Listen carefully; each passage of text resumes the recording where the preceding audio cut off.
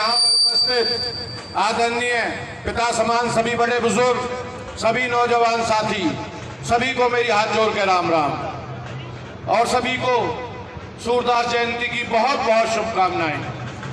मैं आज धन्यवाद करता हूं ऊपर वाले का, जिसने सिही गांव जैसी बस्ती में मुझे जन्म दिया है, क्योंकि यह बस्ती वह बस्ती है जिसमें स्वयं देवताओं का वास रहा है।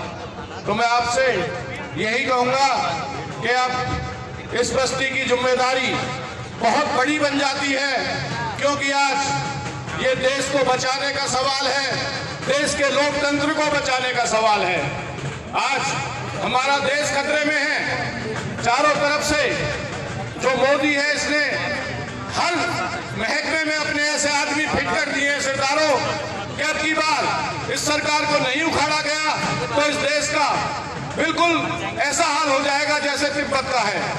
तो मैं आप सबसे यही अनुरोध करूंगा कि आज संविधान को बचाना है, तो वही क्या हमारे बीच में लूट मचाने वाला कृष्णपाल गुर्जर, जिसने 10 साल से फरीदाबाद को सिर्फ गड्ढे में ले जाने का काम किया है, जनता का खून चूसने का काम किया है, उसकी खाल को नोचने का काम किया है, हमारे हकों को खाया है और फरीदाबाद को बिल्कुल दिशाहीन किया है। तो ऐसे भ्रष्टाचारी को उखाड़ के फेंकना है।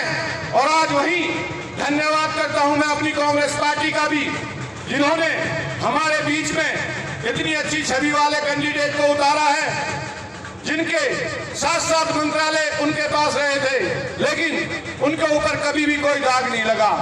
और सरदारों, हमारे बुजुर्ग भी कहते थे कि ये जंक्शन पार्टी है, ये कभी गरीबों का हित नहीं कर सकती, कभी किसानों का हित नहीं कर सकती, कभी किसी आम आदमी का हित नहीं कर सकती। वहीं हम बहकाए में आ गए इनके में, क्योंकि इन्होंने बहुत बड़े बड़े झूठ बोले थे जब ये पहली बार सत्ता में आए थे। जब इन्होंने कहा था कि हर किसी के खाते में 15 लाख रुपए होंगे, 2 करोड़ नौकरियां दी जाएंगी, लेकिन इनके सारे जुमले फैल रहे। वहीं दूसरी बार भी इन्होंने ऐसा षड्यंत्र रचा, जो पुलवामा का अभी तक कुछ निष्कर्ष नहीं आया निकल के क्या कांड हुआ था। वहीं इन्होंने जो सर्जिकल स्ट्राइक भी की थी, दिखावा किया था, वो भी सितारों सब नकली था। सिर्फ हमारी जनता को बहकाने का काम किया था, अपने आप को एक देशभक्त बनाने का ड्रामा जो इन्होंने किया था, उस ड्रामे में हमारी जनता बहकाई में आ गई और इनको दूसरी बार फिर चुन लिया। अब की बार तीसरी बार भी इन्होंने एक ऐसा ही ड्रामा रचने की कोशिश की। राम मंदिर का जो उनका ये ड्रामा जो फेल हुआ है, क्योंकि राम मंदिर का इन्होंने वोटों की राजनीति के तहत पहले ही अधूरे मंदिर का उद्घाटन करवा दिया। कहते हैं अधूरे मंदिर का कभी भी उद्घाटन नहीं होता। हमारे देश के चारों शंकराचार्य नाराज थे इस बात से। कोई भी हमारे देश का शंकराचार्य वहां नहीं पहुंचा जो आस्था के प्रतीक था। हमारे धर्म के साथ खिलवाड़ किया, कई तालियां बजवा दी, कई थालियां बजवा दी, विकास का कोई काम नहीं किया। लेकिन आज हमारा देश, हमारे देश के नौजवान, हमारे देश की जनता जान चुकी है कि आज जो भी हमारे साथ अत्याचार हुआ है और वो इनके झूठ और जुमले को हमारे देश का हर नागरिक समझ चुका है। और अब की बार जो कहता था ना कृष्णपाल 10 लाख पार 10 लाख पार, अब की बार जनता ने 10 लाख का हराने को बना लिया। सरदारों, इस घमंडी का अहंकार तोड़ेगी अब की बार जनता। और जो कह रहा था 400 पार 400 पार, वो भी कहनी भूल गो, वाकई भी तोता उड़े पड़े। कभी मंगलसूत्र की बात करे, कभी हिंदू मुसलमानों की बात करे, उसने सिर्फ झूठ और ड्रामे हमारे बीच में किए हैं। तो मैं आप सबसे यही कहूंगा कि ऐसे भ्रष्टाचारियों को उखाड़ के फेंके और देश को बचाएं, क्योंकि आज देश को जरूरत है देशभक्तों की। देशभक्त बने और देश के हित में कार्य करें। इन्होंने हमारी कांग्रेस के टाइम में नारा होता था जय जवानों जय किसान। इन्होंने आज जो जवानों के साथ किया, जो किसानों के साथ किया है, वो आप सभी को पता है।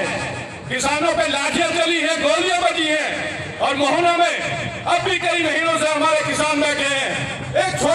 की मांग को लेकर, जबकि इनके सीएम खुद कह के गए थे कि हम वहां पर मोहना में कट देंगे, लेकिन जब उनकी सुनवाई नहीं हुई तो बेचारे धरने पे बैठे हुए हैं। उनकी होली वही मनी है, दिवाली वही मनी है, तीज वही मनी है, उनकी करवा चौथ तक वही मनी है। तो सरदारों, इतनी अहंकारी सरकार है जिसने किसी की भी सुनवाई नहीं की। हमारे खिलाड़ियों का ले लो, जो हमारे किसानों की बेटियों ने जो हमारे देश का गौरव बढ़ाया था, जो विदेशों में अपने देश का नाम करके आई थी, उनके सरदारों बाल खींचे गए, उन्हें घसीटा गया। उन्होंने अपना दुख प्रकट किया प्रधानमंत्री के सामने, उनने कोई सुनवाई नहीं की और मजबूरी में हमारी बेटियों को अपने मेडल तक दे के आने पड़े। और आज उसी अत्याचारी के बेटे को फिर टिकट दे दी गई है। तो मैं यही कहूंगा कि इस सरकार ने न जवान की सुनी, न किसान की सुनी, न किसी खिलाड़ी की सुनी, न दुकानदार की सुनी, न कोई किसी भी प्रकार का कार्य इसने नहीं किया। तो ऐसी सरकार को, ऐसी भ्रष्टाचारी सरकार को आज जान तो लगभग सभी चुके हैं, पर ऐसा मन बनाए कि एक एक आदमी इस जुनून के साथ लड़े, इस तरह इन्हें हराए ताकि दोबारा राजनीति में आने की कोशिश भी ना करें। इन्हें भारत देश से बाहर निकालने का रास्ता दिखाया जाएगा।